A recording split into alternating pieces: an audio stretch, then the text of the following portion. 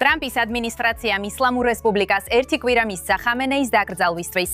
მას სანამ მოლაპარაკებები შეჩერებულია, მოდით მოვისმინოთ, რას ამბობს რეჟიმის სინამდვილეში. მკვლელობა ყოვლის შემთხვევებისთვის.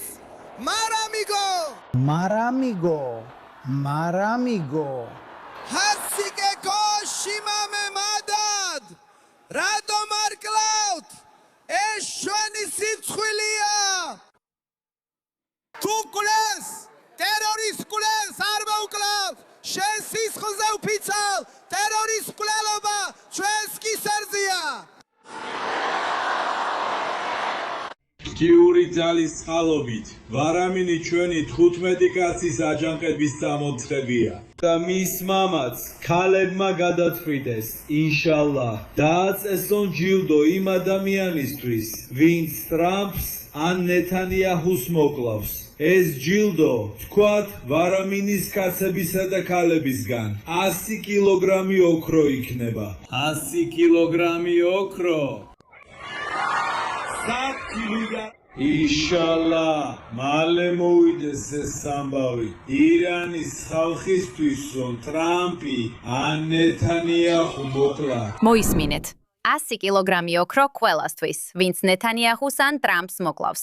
ასე რომ, როგორც ხედავთ, მათ ნამდვილად შეცვალეს თავიანთი ქცევა. ვიცი, რომ ჩვენ ასევე გვაქვს მოჰამედ ღალიბაფის ვიდეო, რომელიც ამჟამად მთავარი მომლაპარაკებელია და ასევე ისლამური რესპუბლიკის პარლამენტის სპიკერია.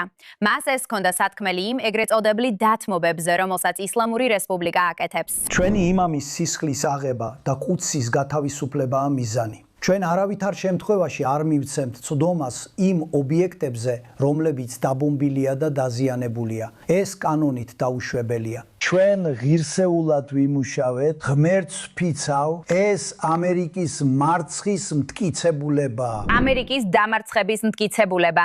აი თქვენც მოისმინეთ ეს ისლამური რესპუბლიკის მთავარი მოლაპარაკებლის პირიდან. ნამდვილად არ გამოიყურება კარგად. რა თქმა უნდა, ეს მკაცრი უარყოფაა იმაზე, რასაც შეერთებული შტატები ღიად აცხადებდა, რომ ისინი ამ მოლაპარაკებლებს დაუშვებდნენ. ასევე ეს შემზარავი კადრები დაკრძალვიდან, სადაც სკანდირებენ სიკვდილი ამერიკას. არ ჩანს, რომ ამ მოლაპარაკებებში საქმეები კარგად მიდის შეერთებული შტატებისთვის. ელმი, რას ფიქრობ იმაზე, რაც აქამდე ვნახეთ?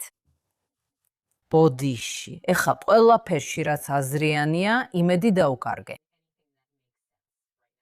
და ვფიქრობ, რომ იმაზე თუ როგორ უძღვება ადმინისტრაცია ამ საკითხს, ბევრი კითხვა მიჩნდება. მაგრამ ამავე დროს, როდესაც საქმე ირანს ეხება, სიტყვა მოლაპარაკება არაფერს ნიშნავს. ხო, ასეა. ეს აბსოლუტურად არაფერს ნიშნავს, რადგან რა მოუვიდა იმას, რომ ტერორისტებთან მოლაპარაკებას არ ვაწარმოებთ? არა. და შემდეგ უყურებთ რა მოხდა იანვარში. თქვენ ხალხს უთხარით, ქუჩაში გასულიყვნენ და შემდეგ ისინი დახოცეს. მათ ჯერ კიდევ ხოცავენ, სანამ ჩვენ ვსაუბრობთ. და შემდეგ უცებ დაკრძალვაზე. მე მიყვარს კარგი პომპეზურობა. მაგრამ ეხლა თქვენ აიძულებთ სამოქალაქო პირებს, რომლებიც თვითონაც კი რეჟიმის წინააღმდეგი არიან, მივიდნენ დაკრძალვაზე. იცით რომ იმიჯის თვალსაზრისით თუ რამე მოხდებოდა იტყოდნენ რომ ისრაელმა მოკლა ირანელები. ყველაფერი ისრაელის ბრალი იქნებოდა, ყველაფერი აშშ-ის ბრალი იქნებოდა.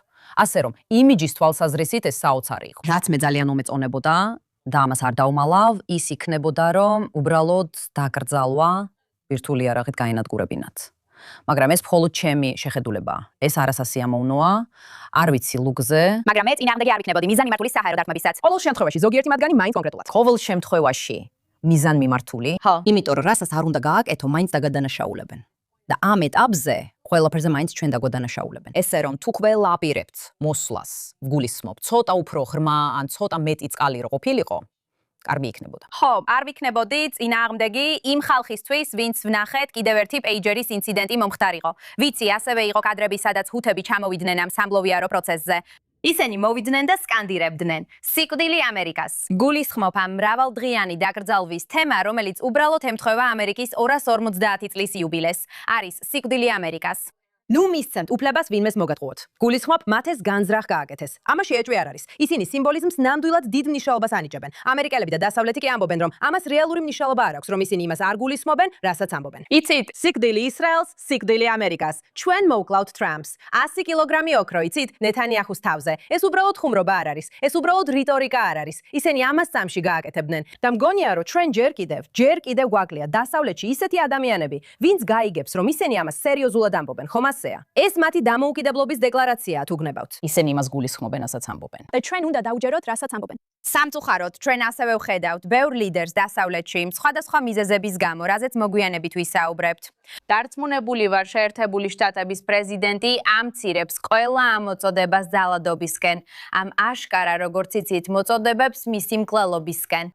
მის მიმართ. ჩემთვის ეს უბრალოდ სიგიჟეა, რასაც ვხედავთ, განსაკუთრებით ეს კადრები დაკრძალვაზე. ეს იმდენად აშკარაა, იმდენად გამოკვეთილი და იმედგამაცრუებელია, რომ ხალხი უბრალოდ საგნებს თავის სახელს არ არქმევს. მაგრამ იცით, ჩვენ ასევე ვნახეთ რამდენიმე დამსწრე, თუმცა უნდა ვთქვა, რომ ბევრი ცნობილი ადამიანი არ იყო. ბევრი D და C კატეგორიის პოლიტიკური და დიპლომატიური ფიგურა სხვადასხვა სახელმწიფოდან. რა თქმა უნდა, ამ დაკრძალვაზე ადგილზე ვნახეთ ბევრი ტერორისტული წარმომადგენელი. თურქუ, რას ფიქრობ ამ დაკრძალვაზე, იმაზე დაკრძნობით, რაც აქამდე ვნახეთ? რაც მე ვხედავ არის ის, რომ ირანმა მოლაპარაკებებში ერთი კვირიანი პაუზა აიღო, რათა შურისძიებისა და პროპაგანდის ძალა ეჩვენებინა. ხო, ზუსტად, ტრამპის თავზე ჯილდო დააწესეს. და ასევე, რაც ვნახეთ, თითოეულ ქვეყანას ურანიდან აიათებით მიესალმნენ. და თურქეთსა და საუდის არაბეთს ყველაზე ცუდი აიათები შეხვდათ. ის აიათები არც თურქეთს და არც საუდის არაბეთს მოკავშირეებად არ მოიხსენიებდნენ. ისინი მიანიშნებდნენ, რომ ისინი მტერთან თანამშრომლობდნენ. და თალიბანს საუკეთესო სიტყვები შეხვდა და მათ მოკავშირეებად მოიხსენიებდნენ. ისინი მოკავშირეებად მიიჩნიეს. ასე რომ, ამიტომ ისინი თალიბანს მოკავშირეებად მიესალმებიან. ხო, ისინი ამბობენ, რომ თურქეთი და საუდის არაბეთი, რადგან სუნიტები არიან, ხომ ასეა? სუნიტები. და ასევე ვფიქრობ, სანამ ჩვენს ჯარისკაცებს ამ ბოროტი რეჟიმისთვის არ შევწირავთ, მათთვის საკმარისად მუსლიმები არ ვართ. მართალია. ამიტომ ვფიქრობ, ეს დაკრძალვა უბრალოდ ხუმრობა იყო. და არ ვიცი, რას აკეთებს ტრამპი, რა მოლაპარაკებებია ეს. სინამდვილეში ეს მოლაპარაკება არ არის. ეს უბრალოდ ირანისთვის დროის თხოვნაა, რომ ძალები აღიდგინოს და საპასუხოდ იბრძოლოს. და ამას აცხადებენ ისინი უკვე თვეებია, დეკემბერში პროტესტების დაწვების შემდეგ. ეხლა უნდა ვთქვა, რომ არ მოგვეცა შესაძლებლობა წარგვედგინეთ, მაგრამ თურქუ აუჯი, რომელიც სინამდვილეში თურქი მკვლევარი და სტუდენტია აქ ისრაელში, თურქეთის რეჟიმის მხრიდან იყო სამიზნე. ასე რომ, შენ ნამდვილად გაქვს უშუალო გამოცდილება ამ ძალიან სასიამოვნო ადამიანებთან ურთიერთობის, რომლებიც ამ დაკრძალვაზე ესწრებიან. მაგრამ იცი, ბელამი, მინდა ისევ შენთან დავბრუნდე მოლაპარაკებებთან დაკავშირებით. ანუ რას ვაკეთებთ? თუ თვითონ გალიევი კატეგორიულად უარყოფს, რომ ისინი დაუშვებენ რაიმე სახის ინსპექციებს, რაზე მოლაპარაკობთ საერთოდ. ეს ხომ თავიდან მხოლოდ ბირთვულ საკითხს უნდა შეხებოდა. ხო, მაგრამ ასევე მინდა დავბრუნდე იმაზე, თუ როგორ შეამცირა ტრამპმა ის, რაც ხდებოდა და რასაც აკეზებდნენ. როგორც არის, იმიტომ რომ მასზე არაერთხელ ჰქონდათ თავდასხმა განხორციელებული. და ეს ყოველთვის ბრძოლასთან იყო დაკავშირებული. და ეს მისი, იცით, ორდზე ალუბალი გახდა. თითქმის როგორც მისი მესიის მომენტი და სისხლი რო იღურებოდა მუშტი ჰაერში. ეს მართლაც რაღაც განსაკუთრებული იყო. მაგრამ როგორ იგრძნობდა თავს? ღმერთმა ნუქნას? მასაც მსგავსი თავდასხმა, ან მსგავსი რამ რო დაემართოს და ჩვენ ამას მნიშვნელობას არ მივანიჭებდით. როგორ გამოჩნდებოდა ეს მაშინ? როგორც მოქალაქეები რო ვამბობთ, ვიქნებოდით ნაკლებად პატრიოტები, იქნებოდით არა ისეთი, თითქოს ახლა ტერორისტების მხარეს დგავართ, ან როგორ მიიღებდა ამას? მაგრამ ეხლა მოლაპარაკებებზე რო დაუბრუნდეთ. პირველ რიგში ეს სიტყვა არაფერს ნიშნავს, იმიტომ რომ რას ვაკეთებთ? წინსვლაზე რო ვილაპარაკოთ, თავიდანვე რაღაც უნდა გამოცხადდეს. ის არაფერს ამბობს. დროს იგებს. შუალედური არჩევნები ახლოვდება, ძალიან ბევრი რამ ხდება და რაც შეეხება მის მხარდამჭერებს, ისინი მასზე უკმაყოფილონი არიან. და მხარდამჭერები, როგორც უკვე ვნახეთ, მემარცხენეების შემთხვევაში, ასევე მემარჯვენეებშიც, ხალხი ნამდვილად ანტიისრაელურადაა განწყობილი. და ეს არ არის მთელი რესპუბლიკელი მხარდამჭერების ბირთვი, მაგრამ ისინი, ვინც ნამდვილად მიულად მნიშვნელოვანია და ვისაც საკმარის ფინანსური რესურსი აქვს, არ სურთ რაიმე კავშირი ისრაელთან. მათ საერთოდ არ უნდათ ისრაელთან რაიმე საქმე კონდეთ. თავდაპირველად ყველაფერი კარგად იყო, მაგრამ ეხლა ისინი ამბობენ, სასაცილოა რომ ამას ისევ და ისევ ახსენებ, რადგან ამერიკა უპირველეს ყოვლისა. მაგრამ რა არის ამერიკა თუ ის საქმეს სერიოზულად ვერ მოეკიდება, როცა საქმე ეხება ყველაზე ძლიერ ქვეყანას მსოფლიოში საფრთხეს. თუ ვერ დგახარ მყარად და ვერ ქმნი პრეცედენტს იმისთვის, რას ნიშნავს მიზანში ამოღება, თუნდაც სიტყვებით, მაშინ მე როგორც ამერიკის მოქალაქე თავს უსაფრთხოდ ვერ გრძნობ. ხო. გულისხმობ, ვფიქრობ, საინტერესო საკითხს აყენებ, რადგან მეც, როცა ტრამპის კომენტარები ვნახე, ერთ-ერთი პირველი აზრი ის იყო, რა გზავნილს უგზავნის ეს სხვა ამერიკელებს. დავივიწყოთ ისრაელი, კარგი? არ მოგწონს ისრაელი, კარგი, არ მოგწონს ისრაელი. რა გზავნილს უგზავნის ეს ამერიკის ყველა სხვა მოკავშირეს და ყველა პატარა დემოკრატიას მთელ მსოფლიოში. ნიშნულობა არ აქვს, რას აკეთებს ისლამური რესპუბლიკა. ნიშნულობა არ აქვს, რას აკეთებს რუსეთი, ჩინეთი, ჩრდილოეთ კორეა ან რომელიმე ამ დიქტატურათაგან. შეერთებული შტატების პრეზიდენტი, თავისუფალი სამყაროს ლიდერი, არაფერს გააკეთებს. და არა მხოლოდ ეს, ის მთელ მსოფლიოს დააჯერებს, რომ ყველაფერი წესრიგშია, მაშინ როცა აშკარად ასე არ არის. არ ვიცი, შეიძლება ეს შუავადების არჩევნებს უკავშირდებოდეს. ვიცი, რომ თუ ის წარმომადგენელთა პალატასა და სენატს დაკარგავს, მისი დღის წესრიგისთვის ძალიან რთული იქნება. მაგრამ ეს ნოემბრამდე არ მოხდება, ეს დიდი დროა. და როგორც ვიცით, რაც უფრო დიდხანს გაგრძელდება ეს ყველაფერი ისლამურ რესპუბლიკაში, მით მეტი ადამიანი იღუპება, ყოველდღე უფრო მეტი ირანელი კვდება. შოშანა, რას ფიქრობ, რა ხდება ამ მოლაპარაკებებში, რა არის აქ მიზანი? ფიქრობ, ძალიან საინტერესო აზრი გამოთქვი. და ეს არის ის, რომ საქმე მხოლოდ ირანული საფრთხის შემცირებაში არ არის, ხომ ასეა? როცა ვამცირებთ, ვამბობთ, რომ როცა პირდაპირ არ პასუხობთ. მან ხო ფაქტობრივად მკვლელობა შეუკვეთა. აი ზუსტად ეს გააკეთეს, ხო ასეა? ხო. ასე რომ, როცა არ პასუხობ, ორ რამეს აკეთებ. პირველი, შენს თავს ამცირებ, მაგრამ ამავდროულად ამცირებ იმ საფრთხესაც, რასაც ისინი წარმოადგენენ. და მგონია, რომ ეს იყო ის, რაც ფელი ეს დრო ხდებოდა. თუ ხალხი ვერ ხდება, რომ ირანის რეჟიმი ტერორიზმის მსოფლიო ლიდერია, როგორც პროქსის მეშვეობით, ასევე თავადს და საკუთარ ხალხზე, მაშინ რას ვაპირებთ აქ რომ მოვიგოთ? მოლაპარაკებები ჩემთვის თითქმის მეორე ხარისხოვანია, რადგან როცა ამცირებ ამას, ამცირებ როგორც შენ თქვი, ჩემს პოზიციას როგორც ტრამპს და მათ საფრთხეს მსოფლიოსთვის. და მგონია, რომ ორმაგად არასწორად იქცევი. და მერე მოლაპარაკებები ამ ეტაპზე არ ვიცი ტრამპს რამე ფარული ჩანაფიქრი აქვს თუ არა, ან რა გეგმები აქვს თუ საერთოდ აქვს გეგმა, ან შეიცვლება თუ არა რამე. მაგრამ ვიცი რომ ამ ეტაპზე ძალიან საშიშია ტრამპი სერიოზულად არ მივიღოთ და ისე არ უპასუხოთ, თითქოს მათ რეალური საფრთხე აქვთ და ვფიქრობ ეს დიდი პრობლემაა.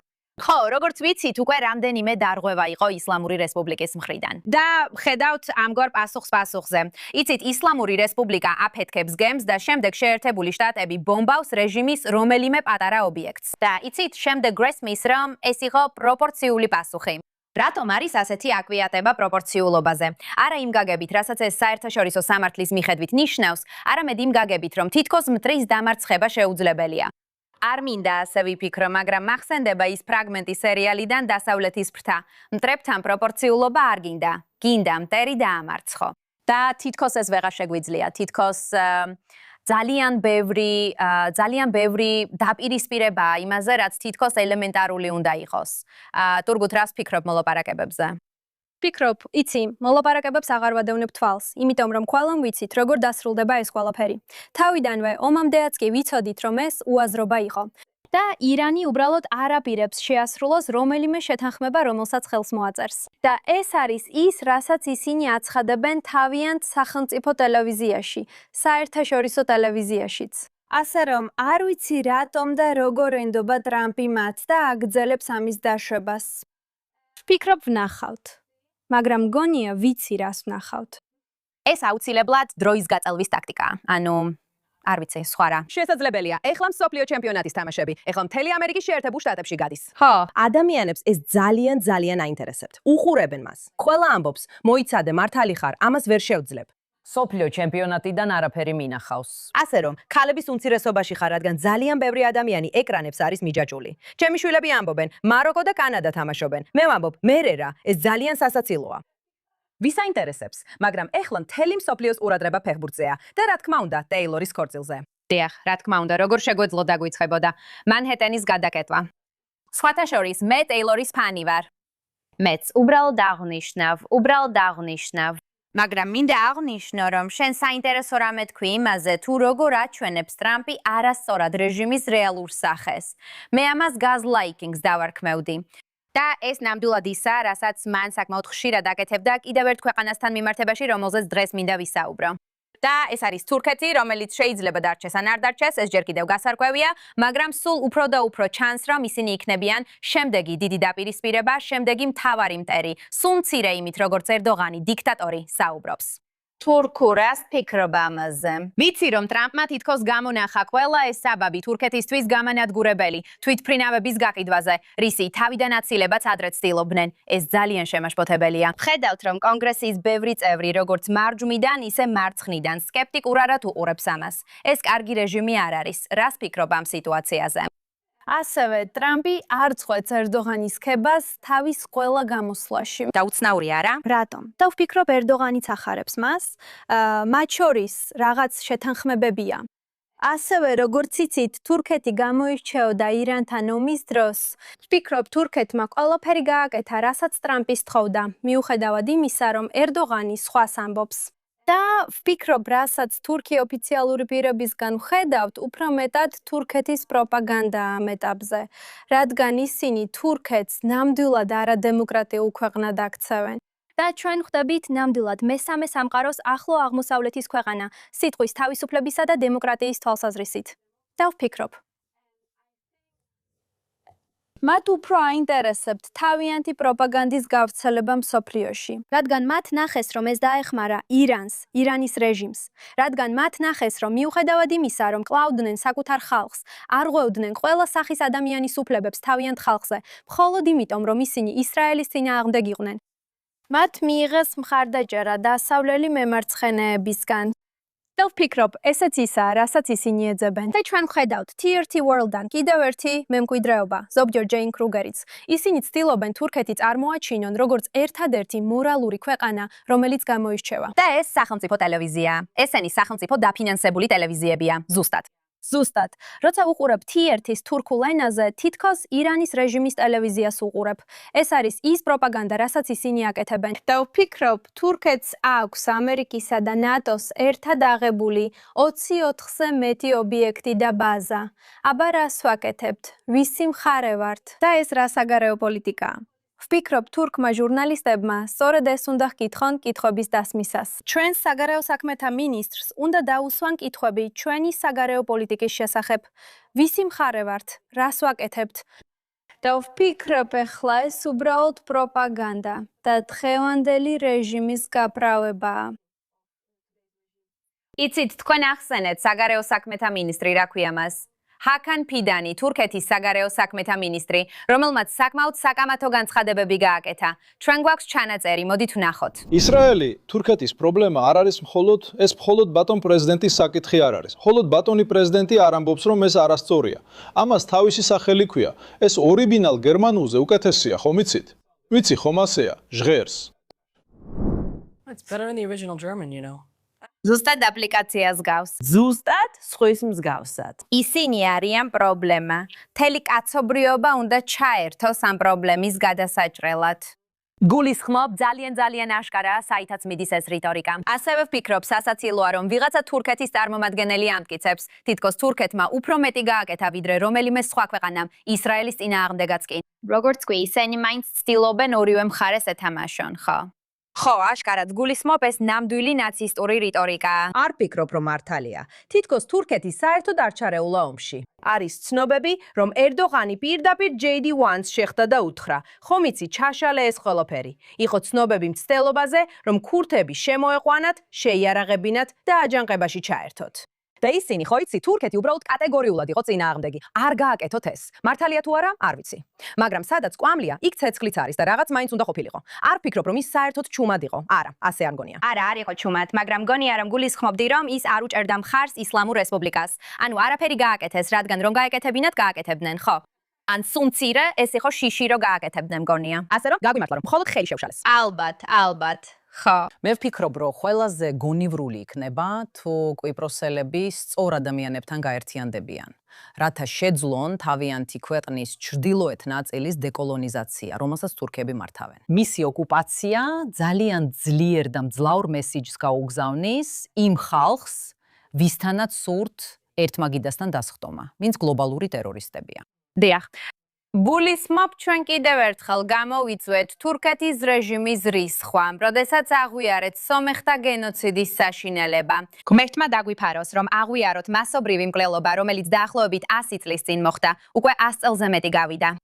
მაგრამ იცით, თურქეთი ამ საკითხზე სამარცხვინოდ იქცეოდა 10 წლეულების განმავლობაში, მას შემდეგ რაც თანამედროვე თურქეთის სახელმწიფო შეიქმნა. და ისინი მუდმივად უარყოფდნენ ამას და მტკიცებულებებს ანადგურებდნენ.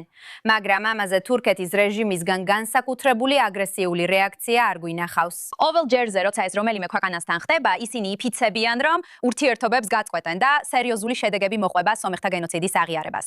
მაგრამ ერთი კვირის შემდეგ ამას აღარავინ იხსენებს. თუმცა მგონია, რომ ამჯერად ეს პროცესი კიდევ უფრო დავაჩქარეთ. ახლა უკვე ერთ კვირაზეც ნაკლებია. ხო, მატერიალურად თურქეთზე არ უსაუბრიათ, აზერბაიჯანში კი ამაზე უფრო მეც ლაპარაკობენ, რადგან აზერბაიჯანი თითქოს ისრაელის მოკავშირეა და ისინი ძალიან წკენენ. ასევე მესიჯებს ვიღებ ჩემი აზერბაიჯანელი გამომწერებისგან. მაგრამ სომეხთა გენოციდი საკმაოდ სენსიტიური საკითხია თურქეთში. როგორც ადამიანი, რომელიც თურქეთში გაიზარდა, მინდა გითხრათ. და იმისთვისაც კი, რომ მიხვდეთ, რამდენად სენსიტიურია ეს თემა, როცა სიტყვა გენოციდს ვამბობ, უცნაურად გრძნობ თავს, რადგან ეს თითქოს აკრძალული იყო. და უბრალოდ მახსოვს, რომ საფრანგეთი ერთ-ერთი პირველი ქვეყანა იყო, რომელმაც აღიარა ეს. მაშინ ბავშვი ვიყავი, ალბათ 6 ან 7 წლის და ყველამ შეწყვიტა ფრანგული პროდუქციის ყიდვა. და ეს მართლაც ძალიან სენსიტიური საკითხია. მაგრამ ამჯერად მართლა ვამოწმებ ყველა თურქულ ახალ ამბავს. და ვფიქრობ, მართლა გადალახეს ეს. დიახ. ძალიან საინტერესოა. კარგია, ვიცი რომ ერთ დროს ეს კრიმინალიზებული იყო. მაგალითად, სიტყვა გენოციდის გამოყენებაც კი არ შეიძლებოდა, მაგრამ ნელ-ნელა ეს შეზღუდვები შემსუბუქდა. არ ვიცი, რამდენ ხანს გაგრძელდება ეს ერდოღანის მიმართულების გათვალისწინებით, მაგრამ უნდა დაველოდოთ და ვნახოთ. კარგი. ეხლა მინდა გადავიდეთ ჩვენს ერთ-ერთ ყველაზე პოპულარულ და საყვარელ რუბრიკაზე, გმირები და ნაძირალები. რა თქმა უნდა, დავიწყებთ ნაძირალებით, რომელთა დეფიციტი ამ კვირაში ნამდვილად არ არის. ბოლო წლებია ნაძირალების დეფიციტი ნამდვილად ილად არ იგრძნობა, მაგრამ მოდი შენ დაიწყე. დღევანდელი ნაძირალების სიის გახსნის უფლება ჩვენ მოგვეცით. თურქუმ, შენ ვის დაასახელებ? მგონი ეს სიურპრიზი არ იქნება. ეს არის ჩემი ქვეყნის საგარეო საქმეთა მინისტრი ჰაქან ფიდანი. კიდევ ერთხელ, როგორც ყოველ კვირას, მან ისევ დაემუქრა ისრაელს და ისრაელის წინააღმდეგ განცხადებები გააკეთა. და ავიწყდება, რომ თურქი ხალხი ელოდება მისგან პასუხს იმ ათასობით პრობლემაზე, რაც გვაქვს. და ის მხოლოდ არარსებულ საფრთხეზე საუბრობს. მათ ეს კონფლიქტი დაიწყეს ისრაელის მუქარით 7 ოქტომბრიდან ყოველ კვირას. ყოველი პარასკევის ლოცვის შემდეგ ისინი ისრაელის განადგურებისკენ მოუწოდებენ. და შემდეგ მათ შექმნეს კონფლიქტი, რომელიც არ არსებობს. და მან დაივიწყა, რომ ხელი მოაწერა ღაზას საზღვრის სამშვიდობო გეგმას, რომელიც უზრუნველყოფს ისრაელის უსაფრთხოებას და განაიარაღა ჰამასი ღაზადან. მაგრამ ეხლა მართლა დაბნეული ვარ. ხელი მოაწერა. მან ხელი მოაწერა მას ტრამპის გვერდით. ისინი ერთად ისხდნენ და დაუჯერებელია. ხელი მოაწერა შეთანხმებას. და არ ვიცი, რომელ ჰაქან ფიდანს უნდა ვენდოთ ჩვენ, თურქმა ხალხმა. ჰაქან ფიდანი, რომელიც ყოველ კვირას ემუქრება ისრაელს, თუ ჰაქან ფიდანი, რომელიც ისრაელის უსაფრთხოებას უზრუნველყოფს და ჰამას განაიარაღებს. მაგრამ ამავე დროს ჩვენ ეხლა ჰამას მასპინძლობთ. ჰამასი ბაზად იქცა და ამას არავინ კითხულობს. ამას ჰაქან ფიდანს არავინ ეკითხება, არც კი ჩვენი ოპოზიციის ლიდერი. და მინდა შეგახსენოთ, ვინ არის ჰამასი. ჰამასი მუსლიმთა საძმოს გაგრძელებაა, ხოლო მუსლიმთა საძმო იყო მუსლიმთა საძმო დაარსდა იმისთვის, რომ შური ეძია თურქეთის რესპუბლიკაზე და ათათურქის რეფორმებზე თურქეთში, რადგან ათათურქმა სეკულარული კონსტიტუციის შექმნის შემდეგ ხალიფატი გააუქმა. და მას შემდეგ, რაც მან ეს ინსტიტუტი გააუქმა, არც ერთმა არაბულმა ან მუსლიმურმა ქვეყანამ არ მოისურვა მისი აღდგენა, რადგან ეს ინსტიტუტი უსარგებლო იყო. და იმ დროს მუსლიმთა საძმოს ლიდერი ჰასან ალ-ბენნა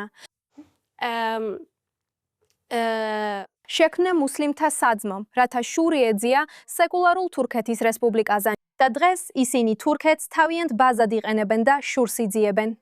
ჩვენ კარგავთ დემოკრატიულ თანამედროვე თურქეთის რესპუბლიკას. ის ხდება ისეთი ქვეყანა, როგორიც მუსლიმთა საძმოს სურდა. და მე ვფიქრობ, ეს არის ნამდვილი საფრთხე. ნამდვილი საფრთხე არ არის ისრაელი. ისრაელი არასდროს ყოფილა საფრთხე. და როცა ვკითხულობ კომენტარებს Middle East Eyes ან TRT World-ის ქვეშ, ამ დასავლელი მემარცხენეებისგან, რომლებიც ზოგჯერ ერდოღანს აქებენ, მე შოკში ვარდები.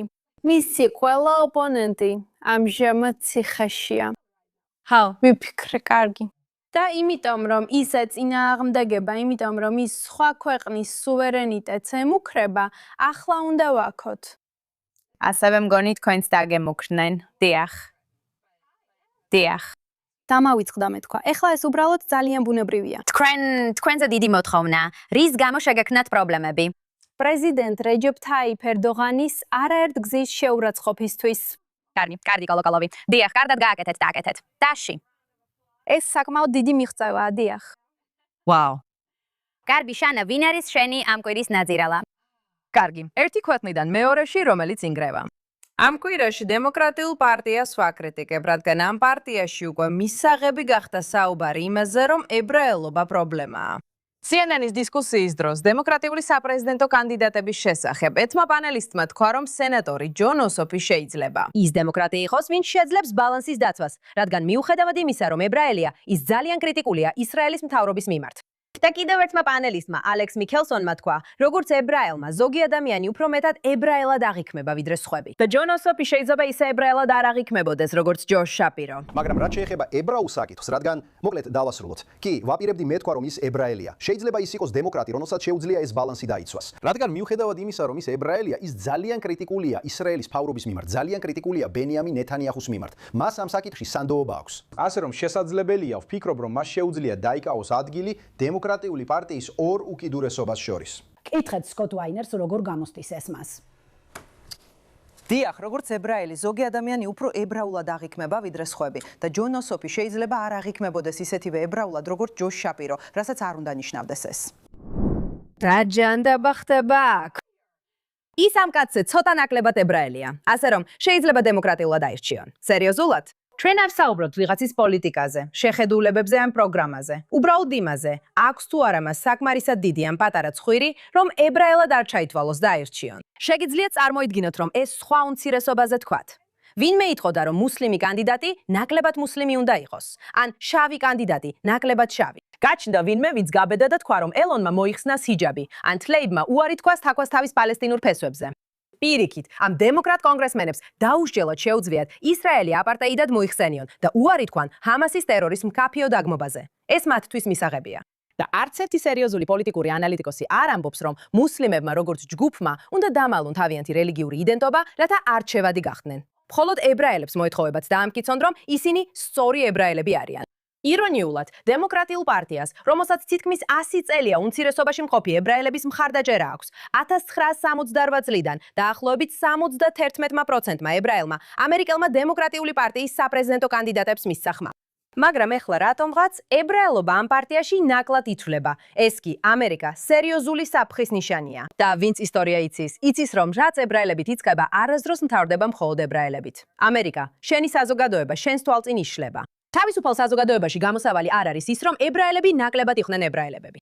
გამოსავალია დაუპირისპირდეთ ანტისემიტიზმს, რომელიც ამ სიგიჟეს იწვევს პირველ რიგში. არცერთ ამერიკელს მიუხედავად მისი რელიგიის, რასის თუ რწმენისა, არ უნდა უთხრან, რომ დამალოს ვინ არის.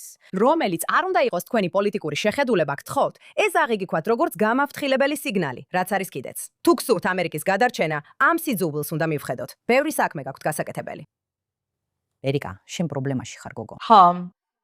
ვუსმენ იმას, რასაც თურქეთზე ამბობ და ეს ჩემთვის საშინელია, რადგან ეს ყველაფერი არ ვიცოდი. შენ იცოდი ეს ყველაფერი თურქეთზე და მგონია, რომ თვითონ თურქებსაც არ იციან ეს. არიდარდო. მადლობა, რომ ამ ღრმა სიმართლეს ავცელებ. იმედი მაქვს, ამერიკელების გამოიღვიძებენ. ხო, მეც ასე ვფიქრობ ნამდვილად. ბელამი, ვინ არის შენი ამ კვირის ნაძირალა?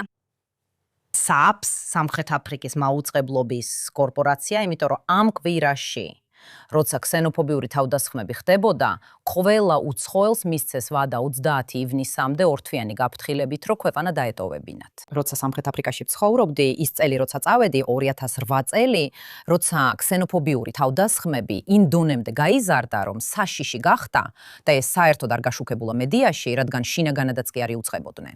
ეხლა SAPS ეკუთვნის აფრიკის ეროვნულ კონგრესს, რომელიც ირანის რეჟიმის პროქსია.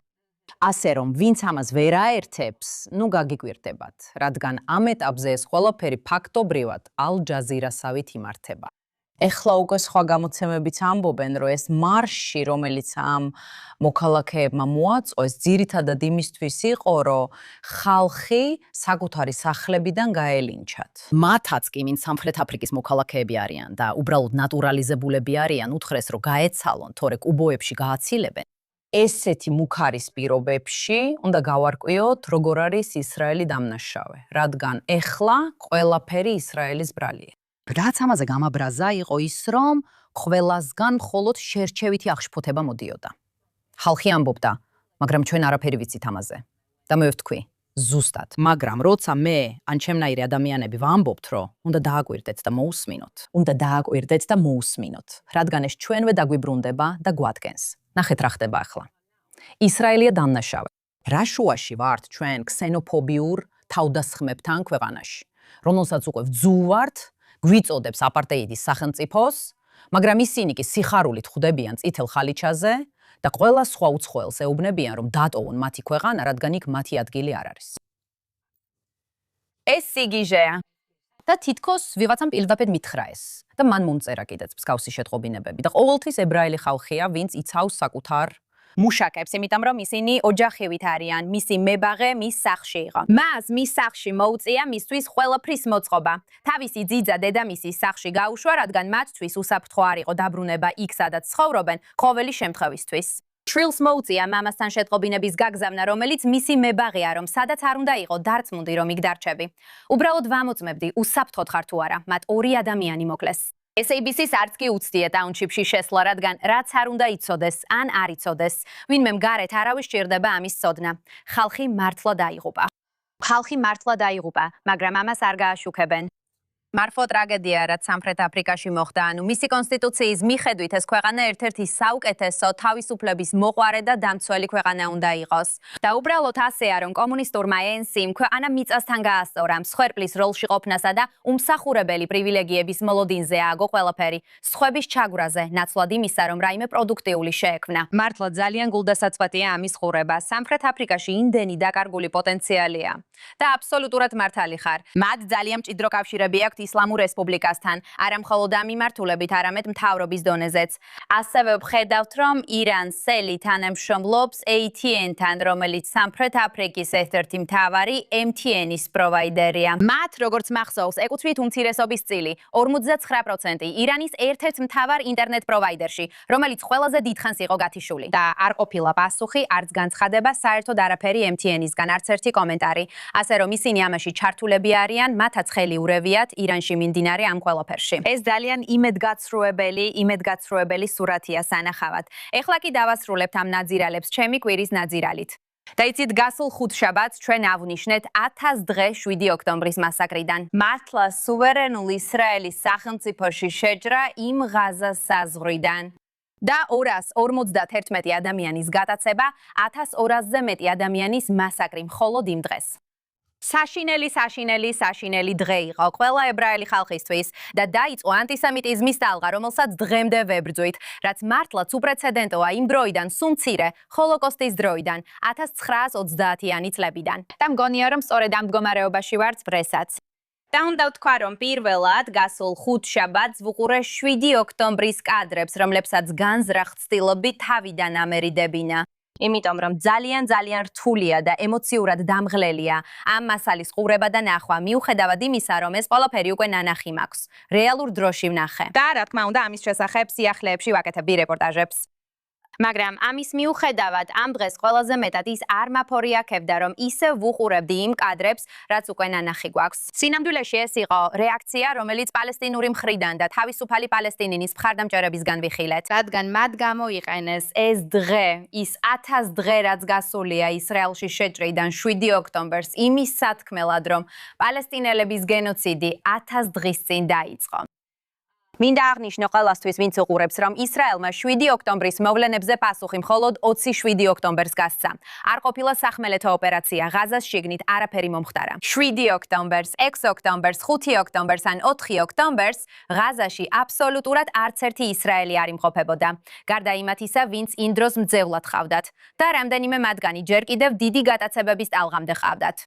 ამიტომ ამ მოვლენაზე ასე შეხედვა და იმის თქმა, რომ ეს პალესტინური გენოციდის დასაწყისია, წარმოუდგენლად უგრძნობი და მიზანმიმართულად უცოდინარია ისტორიის აღქმის თვალსაზრისით. და ეს ნამდვილად მიუთითებს იმ ფაქტზე, თუ როგორ ცდილობს მთელი ეს მოძრაობა თავისუფალი პალესტინის სიკვდილის კულტი ისტორიული ნარატივის დამახინჯებას. უკვე ებრაელი ხალხის დასაწყისიდანვე ისინი ამტკიცებენ, რომ ებრაელები აქედან არ არიან, რომ ისინი კოლონიზატორები არიან, ევროპელი შემოჭრილები ან რაც არ უნდა დაარქვან. როდესაც სინამდვილეში არაბები იყვნენ ისინი, ვინც აქ კოლონიზატორებად მოვიდნენ. ეხლა ეს არ ნიშნავს, რომ უნდა დაიყოს ან არ უნდა იყოს სახელმწიფო. ეს სრულიად სხვა დისკუსიის თემაა. მაგრამ თუ ისტორიას შევხედავთ, ებრაელები აქედან არიან. ის არაბი პალესტინელები, ვინც დღეს ვიცით, აქედან არ არიან. ეხლა ეს ისტორიული ფაქტია და იმის ნაცვლად, რომ ეს ვაღიაროთ და ამ წერტილიდან დავიწყოთ მოლაპარაკება, ჩვენ ისევ და ისევ ხედავთ ისტორიის გადაწერას და ეს შემთხვევაც არაფრით განსხვავდება. ისინი სამუდამოდ იწუწუნებენ, თითქოს პალესტინელთა გენოციდი 7 ოქტომბერს დაიწყო, მაშინ როცა სინამდვილეში ეს იყო ებრაელი ხალხისა და ებრაული სახელმწიფოს გენოციდის მცდელობა. და მე ყელში ამომივიდა ეს რევიზიონისტული სისულელე. და ყელში ამომივიდა ისიც, რომ ამას არავინ ამხელს. და ეს არის წარმოუდგენელი შეურაცხყოფა ყველა იმ ადამიანისთვის, ვინც ამ მასაკრას გადაურჩა. მძევლებისთვის, რომლებიც სახლში დაბრუნდნენ, ჯარისკაცებისთვის, რომლებმაც ჰამასის საზიზღარი, ჯიხადისტური და ადამიანის უფლებების დამრღვევი ტაქტიკების წინააღმდეგ იბრძოლეს ღაზაში. ეს დაუჯერებელია მარილი ჭრილობაზე და უბრალოდ ხელში ამომივიდა. ასე რომ მთელი ეს პალესტინური საქმე და ყველა ვინც ამტკიცებს, რომ პალესტინელთა გენოციდი დაიწყო გასულ ხუთშაბათს ან 1000 დღის წინ გასულ ხუთშაბათს, საკმარისია თქვენით დავიღალე. თქვენ ხართ ჩემი ამ კვირის ნაძირალები. სრულად დამსახურებული ნაძირალები. საშინელებაა. ნახე რაღაც ნაწილი და ვიფიქრე, დღეს ვერაფერს ვიტყვი. ამას ვერ გაუმკლავდები. ეს უბრალოდ აბსურდია. ეხლა ისევ კითხულობ ალიშარობის წიგნს და ეს კიდევ უფრო მაწუხებს, რადგან კითხულობ, რას გადიოდა ადამიანი და მაინც თავისი დამტყუებლებისკენ კეთილი თვალებით იყურებოდა. ასწავლიდა მათ, ელაპარაკებოდა.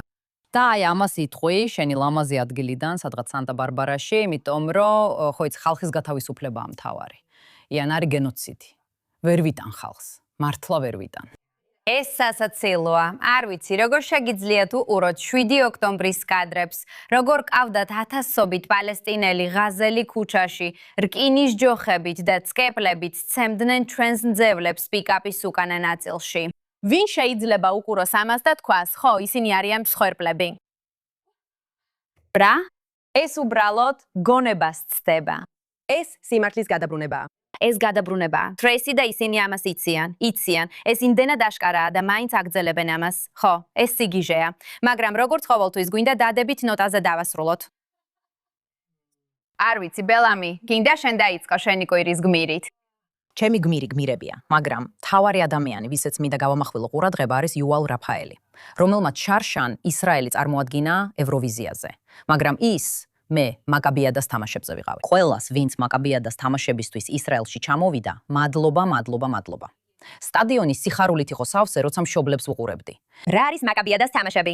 მაკაბიადის თამაშები. მე მათ ჩვენი ოლიმპიადის ვერსიას ვეძახი. კარგი, არის ჩირაღდანი, ყველაფერი არის.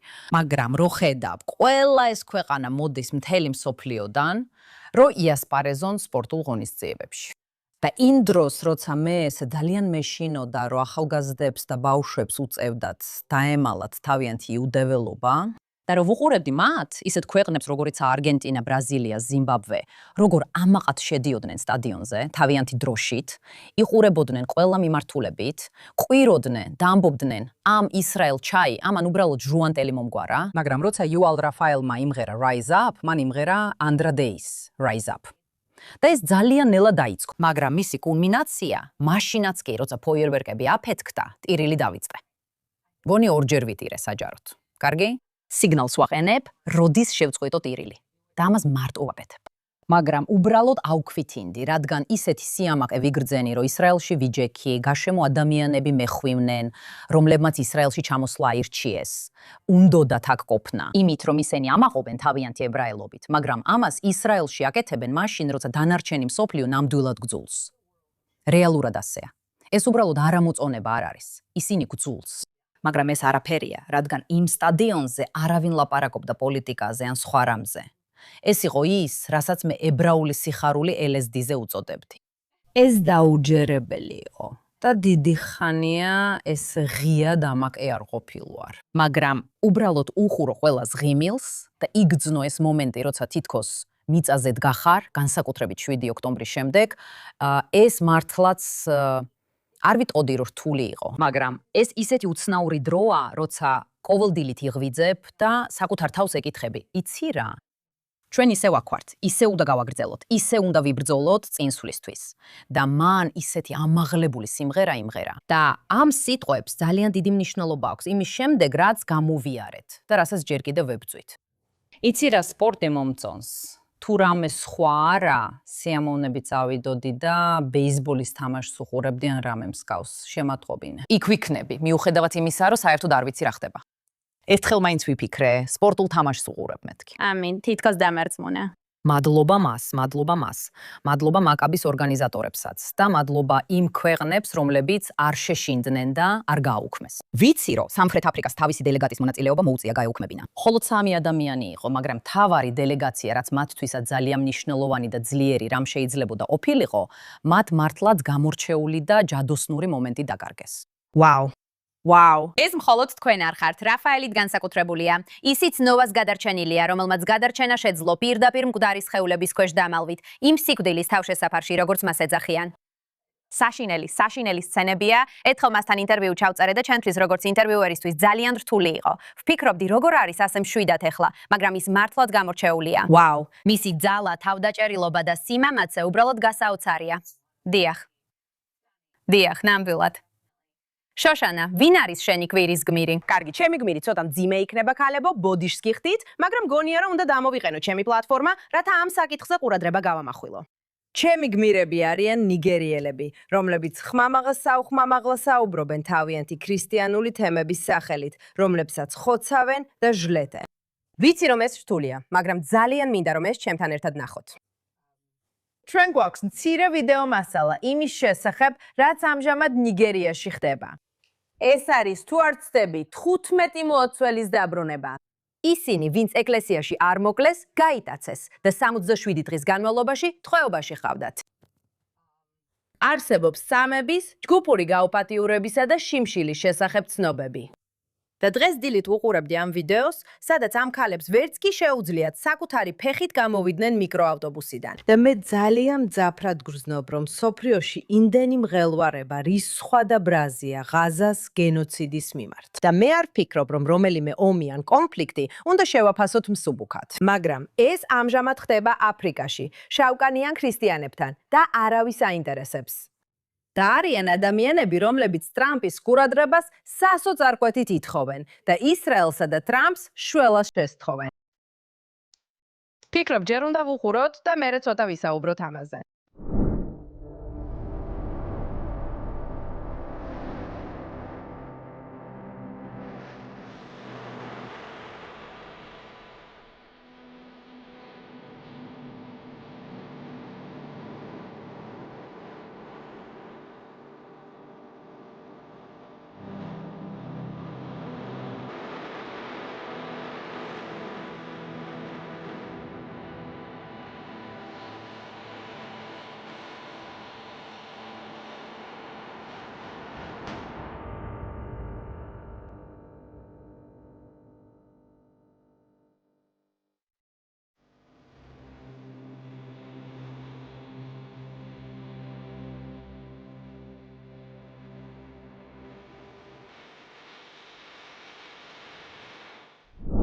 ვერც კი წარმოვიდგენ, რამდენად რთულია გაავრცელო ინფორმაცია იქ მიმდინარე მოვლენებზე. იმ ყველაფრის გათვალისწინებით, რაც მათ ამისთვის უნდა გადალახონ, მაგრამ არიან ადამიანები ინტერნეტში, რომლებიც ამ საქმეს აკეთებენ და გთხოვთ, მიღევით მათ. და როცა ისინი მოგიწოდებენ რაიმე ქმედებისკენ, მაგალითად წერილის მიწერა თქვენს კონგრესმენს ან სენატორს, ამაზე აუცილებლად უნდა მოხდეს რეაგირება. იცით, იქნებ კოლინ კენდესი ან მეგინ კელი, რომლებსაც ბევრი აქვს სათქმელი, მაგრამ ამაზე არაფერს ამბობენ. დაგერ კარლსონი, ან თუნდაც ერიკა კირკი. შეიძლება ერიკა კირკმა თქვას რამე. მე ვეღარ ვაპარაკობ. როცა ესეთ რამეს ვხედავ, მგონია რომ სამყარო ძალიან ჩუმია. და არ ვიცი. ნიგერიაში ეს ყველგან ხდება. ქრისტიანულ ეკლესიებსა და სოფლებზე თავდასხმები ხდება. პასტორებს კლავენ, ბავშვებს კი ფულისთვის და ჯიჰადისთვის მძევლად იტაცებენ. მინდა ყველას გთხოვოთ, ბოდიში, ვიცი ეს გმირის სევდიანი ამბავია, მაგრამ თქვენ შეგიძლიათ გმირები იყოთ, თუ როგორმე დაეხმარებით ნიგერიის ამ ხალხს. თუ ოდესმე გინდოდათ, გცოდნოდათ, რა იყო გაეროს ყველაზე დიდი მარცხი, სწორედ ეს იყო და ამას ისრაელთან არანაირი კავშირი არ ჰქონდა. დიახ. რადგან უცა ვიზრდებოდი, სწორედ ასეთი ვიდეოებით აფინანსებდნენ თელ თავიანთ ორგანიზაციას და მათგან ერთი სიტყვაც კი არ თქმულა იმაზე, რაც ხდება. მართალი ხარ? ერთი სიტყვაც კი არა. მართალი ხარ. ხო, მე აფრიკის ვიდეოებზე გავიზარდე და იცი, გადაარჩინე ბავშვი, ან რაც არ უნდა ყოფილიყო. და არ ვიცი. მაგრამ მართალი ხარ. არ ვიცი სად არიან ისინი. ასე რომ გაერო, ეს თქვენთვისაც მოწოდებაა. სად ხართ? ეს შემზარავია, ანუ აშკარად ქრისტიანების მასობრივი მკვლელობა ნიგერიაში უკვე დიდი ხანია გრძელდება და ჩვენ ძალიან ცოტა რამ გვესმის ამის შესახებ და ეს მხოლოდ იქ არ ხდება. ანუ ჩვენ ხედავთ ქრისტიანების ფართომასშტაბიან დევნას, განსაკუთრებით ახლო აღმოსავლეთში. წლებია ვხედავთ კოპტების დევნას ეგვიპტელი ისლამისტების მხრიდან. ბოლო დროს ხედავთ რა ხდება დრუზებთან სირიაში, ასევე სირიაში მსხოვრებ ქრისტიანულ თემებთანაც. მხოლოდ გასულ კვირას ვიხილეთ, როგორ ამკაცრებს ისლამური რესპუბლიკა ქრისტიანებზე ზეწოლას ირანში. ასე რომ ნამდვილად არსებობს ომი, ჯიჰადისტური ომი, არა მხოლოდ ებრაელების წინააღმდეგ. ებრაელები მხოლოდ პირველ ხაზზე არიან, მაგრამ მთელი დასავლური ცივილიზაცია, მათ შორის და განსაკუთრებით ქრისტიანობა საფრთხის ქვეშაა. და ძალიან მტკივნეულია იმის ნახვა, რომ ეს მხოლოდ ხდება კი არა, არამედ მსოფლიო თითქოს არ ზრუნავს ამაზე. არა, ისინი ძალიან დაკავებულები არიან. ერთ ებრაულ სახელმწიფოზე. ხო, აბსოლუტურად. ეს მნიშვნელოვანი საკითხია, თუნდაც რთული იყოს ყურება და ფიქრი, მაგრამ უნდა გავაკეთოთ ეს. თურქო, ვინ არის შენი გმირი ამ კვირაში? ჩემი გმირი ამ კვირაშია ჯოზეფ აონი, ლიბანის პრეზიდენტი. და როგორც იცით, ამ კვირაში ამნესტი როგორ გამოითქმის მათი სახელი? ამნესტი, დიახ. Amnesty International-მა და კიდევ 5 არასამთავრობო ორგანიზაციამ დაგმეს ისრაელსა და ლიბანს შორის მიღწეული შეთანხმება. ამ ადამიანის უფლებათა ორგანიზაციამ დაგმო სამშვიდობო შეთანხმებას. Amnesty International-მა დაგმო. დიახ, გუშინ წავიკითხე სერია და ისინი ამტკიცებენ, ისინი პირდაპირ ჰეზბოლას მხარდამჭერები არიან. ეს მათ ვებგვერდზეა და მათ პირდაპირ გამოკვეთეს, რომ ეს ღალატია, რომელიც ომის დანაშაულების მსხვერპლებს ღალატობს. დიახ, გუშინ ღამით ნახე, როცა ჩემს გმირს ვეძებეძებდი და მე ეს დავინახე და ვერ დავიჯერე. ინტერე, შევედი ვაუ, Amnesty International-ის ვებგვერდზე და ეს ნამდვილად ვაუ იყო. დიახ. როგორც ჩანს, ამ ადამიანის უფლებათა ორგანიზაციას მშვიდობა არ უნდა. ისინი ჰეზბოლას სურთ ლიბანში ოკუპაცია მოახდინოს და ეს ჩემთვის დაუჯერებელია. რადგან როცა სკოლაში ვსწავლობდი, ჩემი ოცნება იყო ერთ-ერთ ასეთ ადამიანის უფლებათა ორგანიზაციაში მუშაობა. მაშინ ახალგაზრდა და სულელი ვიყავი, არაფერი ვიცოდი. მაგრამ ძალიან საინტერესოა, რომ ისინი სრულიად უგულებელყოფენ თუ როგორ არის ირანი ჩართული ლიბანში და როგორ ახდენს გავლენას ლიბანელი ხალხის ცხოვრებაზე. და რასაც მე ვხედავ არის ის, რომ ჰეზბოლამ გაიტაცა ლიბანი, ლიბანელი ხალხი და მისი სუვერენიტეტი. მაგალითად და უბრალოდ არ ვიცი როგორ შეუძლიათ მათ მაინც. აქვთ ასეთი აღშფოთება, რომ ამბობენ, ეს ღალატია, ომის დანაშაულების მსხვერპლთა ღალატი. და მაგრამ ჯოზეფ აონმა მტკიცე პოზიცია დაიკავა და ძალიან პრინციპული იყო. საერთოდ. ხო, მან დაიცვა შეთანხმება და და მგონია, რომ ის ჩემი გმირია. იმიტომ, რომ ბოლოს ვიღაცა იცავს ლიბანელ ხალხს და სუვერენიტეტს და ვიღაცა უბრალოდ აღარ დუმს, არ ეშინია. ასევე ვნახეთ, რომ ჰეზბოლა ლიბანის ქუჩებში იყო და თითქოს უფრო აქტიურდებიან. მაინც ის არ დგამს უკან ნაბიჯს, არ იხევს უკან და კვლავ დგას შეთანხმების უკან. და იმედი მაქვს, რომ მალე ვიხილავ მშვიდობას ლიბანსა და ისრაელს შორის. ყველას გვინდა ეს, ხო, კარგია. დიახ, მიხარია, რომ ჯოზეფ აიუნი ყველაფერს აკეთებს ამისთვის. ამიტომ ის ჩემი გმირია. ძალიან კარგი. ის ძალიან კარგი გმირია. უფიქრობ, ის კვლავ ჩვენი გმირია ასევე.